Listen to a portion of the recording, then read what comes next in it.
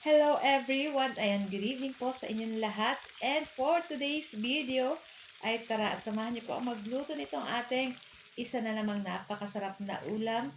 At perfect din po ito pag ganitong maulan.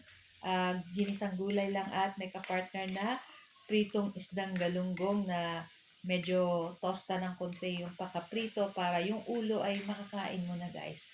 So, syempre, tinikin din natin makakain. Yung lang ulo kasi medyo crispy na siya. Ayan. Tapos, syempre, may sausawan tayo dyan na toyo with suka na may sibuyas, may konting sili, at konting tamis-tamis yung ating sausawan. So, perfect po yan sa ating sausawan na pritong isda.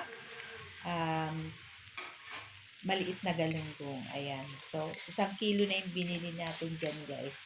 So, ayan na nga at sinangkot siya na natin, guys, itong ating pork dyan at nagisa na rin tayo ng ating bawang sibuyas at naglagay na rin tayo ng kamatis at naglagay na tayo ng sangkap, syempre ng konting toyo, pamintang durog, kalahating pork cube at naglagay rin tayo ng konting sugar para pang-balance dito sa ating lulutuin na ginisang kalabasa.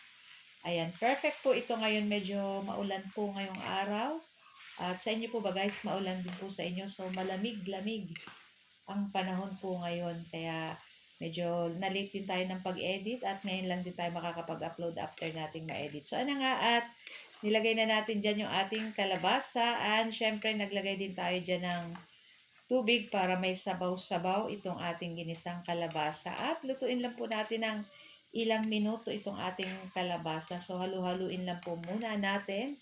And para mas madaling maluto ay tatakpan po natin iyan. So sa kabila makikita nyo guys ay nagpiprito na ako ng ating isdang galunggong. And naglagay lang ako ng konting soy sauce pa dito sa ating ginigisa kasi medyo matabang pa guys. Ayan.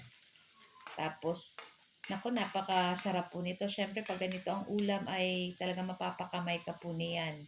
So, takpan na natin. And after ilang minuto, ayan guys, at luto na rin itong ating ginisang kalabasa. Sobrang sarap niya guys. At ang tawag dito sa Bicol ay masapog. Sa Tagalog, nakalimutan ko na kung ano ibig sabihin ng masapog. Basta yun na yun. Kalimutan ko po sa Tagalog, ayan, pasensya na. So, ayan na nga, at itong ating pritong isda ay binaliktad na rin natin. At pag ganito guys, ayan, kita nyo, oh, ang ganda ng pagkaprito natin. So, pagkatapos, pwede na rin natin yan guys, kunin at ahunin. So guys, ayan, at ready na. So, ito lang po ang ating video for today. Itong ating ulam na ginisang kalabasa at pritong isdang galunggong. So, ayan yung ating sausawa na super yummy. So, guys, thank you guys for watching at samahan nyo na rin po kaming kumain. Thank you for watching. See you next video. Ciao! Bye!